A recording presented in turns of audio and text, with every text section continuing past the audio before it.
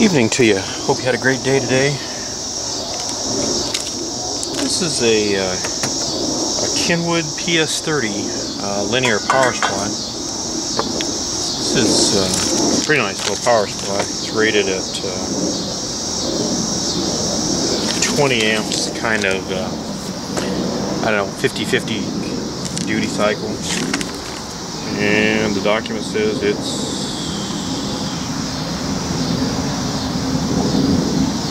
rated at 15 amps continuous. Here it says including external output terminal.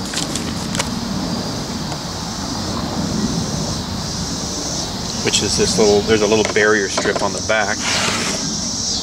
This power supply is really intended to work with one of their radios. That's what this little pigtail is.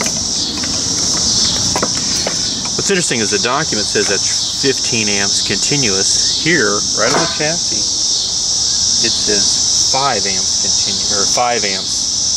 So I'm not sure which to believe.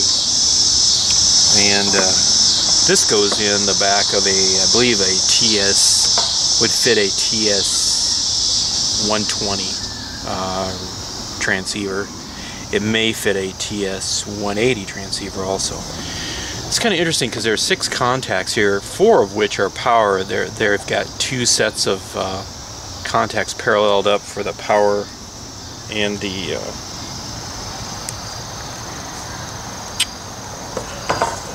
for the plus and the minus. There are 2 sets, which is kind of interesting. And then the last 2 are a kind of a remote turn on for the power supply. So no matter which position if the power supply switch is in on position, it's on. But if it happens to be off and you turn the radio on, it kicks the power supply on. Interestingly enough, this switch, or this barrier strip in the back here, this outlet terminal, is controlled by that front panel switch. So if you turn the power supply on with the radio and the front panel switch is off, there's no DC at this terminal. I found that out kind of the hard way. I was going to put a little meter on there just to see what was going on. I didn't get any voltage, but the radio was running. Pardon me. This is really a pretty conventional power supply. It's got a heck of a transformer in it. It's not light by any stretch of the imagination.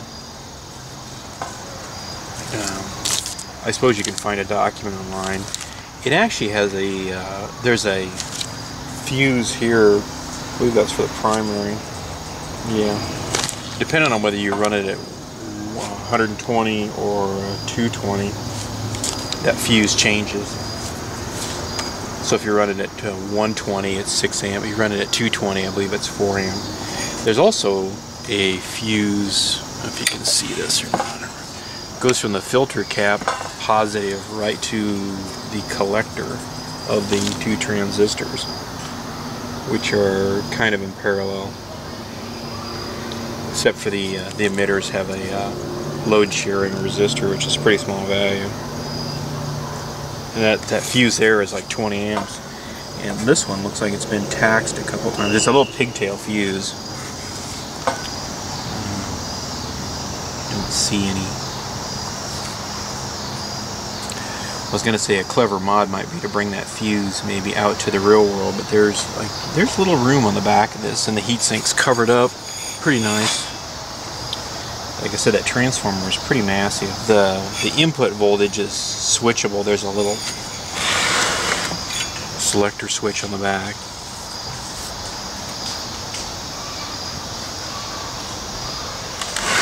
And the front is basically just a big blank with an on-off switch and an LED. The power supply itself is pretty straightforward. If you've ever fiddled with any linear switching power supplies, this is going to be real easy for you to work on. Excuse me. It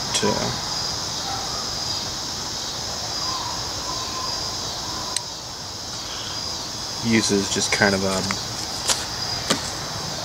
conventional switching, or conventional linear power supply. It just has the transistors that get boosted up to run the base of these bigger transistors, and that's all there is to it. There's load sharing resistors. It's a big cap.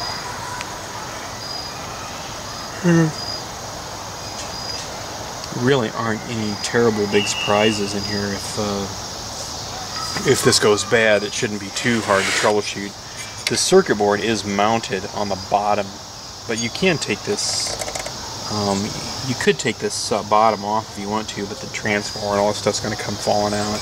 If you want to take the circuit board off, there are 4 screws down low from the bottom you would take off.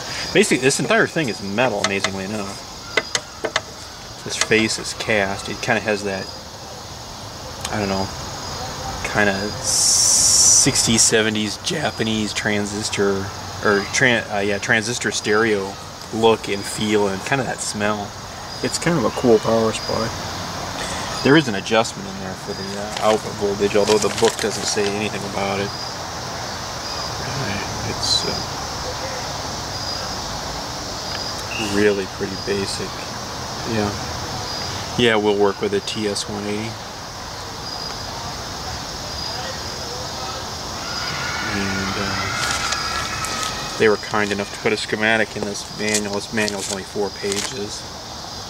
1 page is just a huge, welcome to our club. The power cord is kind of an interesting idea. Instead of having a giant power cord, they took, instead of having an 8-gauge wire to power the radio, they used 2 12-gauge wires. So there's 2 12s for the plus and 2 12s for the minus. That's kind of a clever idea. Other than that, there's really not a lot to talk about here. Probably the only thing that could screw over this. One other thing too is this thing has a lot of good bypass caps in it. I think it's intended to be pretty RF friendly and RF orientated. And there's a little vent. I just had the top off because I was I couldn't, you can't just get a new toy and leave it the hell alone. And like a lot of, from what I see of Kenwood stuff, they have a lot of screws. They like to put a lot of screws in their stuff to keep the lids kind of RF tight. There's a little vent here, which is kind of nice. This would make a fine power supply to run other radios. I mean, there's nothing really to stop you from chopping that connector off, although I think I would buy the mating connector. I think that's just a standardized connector. I think I would do that before I hacked at the connector. You could always use the barrier strip, even though the current rating seems to be a little easy. I'm gonna look at the bottom of this. I suppose it's just a, oh, I guess there's a little vent down there. Screws and stuff for the feet. A lot of Kenwood stuff. Seems to be missing a screw. That's interesting. I got gypped. Damn it. A lot of Kenwood stuff you can attach 2 more feet to the front to kind of lean the thing back a little bit. This is no exception. Not sure when these were made. They were, I don't know, I'm gonna guess between the 70s and the 80s. Correct me if I'm wrong, if you'd like.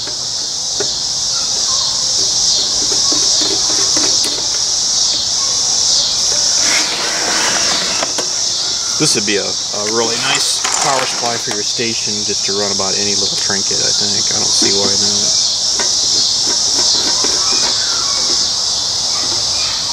And of course it's got good old kind of the Japanese screws. Never really appreciated how well they made the Japanese, that is. I never really appreciated how well they really made things till they kind of stopped making things, how well their designs are, until now things come from another Asian theater and they're really pretty junky. Their attention to detail is pretty lax. I don't know if it's just monkey see, monkey do, or what the deal is. There's a lot of thought that seems like it went into this. It's a pretty small package, even though it is heavy. I wonder if the book says how heavy this thing is. It might. 20 pounds. I guess if my only complaint about this thing is that its power cord is just a kind of a basic 2-wire power cord. It's kind of skinny, and it's, you know, looks like something off an old stereo. Nothing fancy there. I guess it really doesn't matter.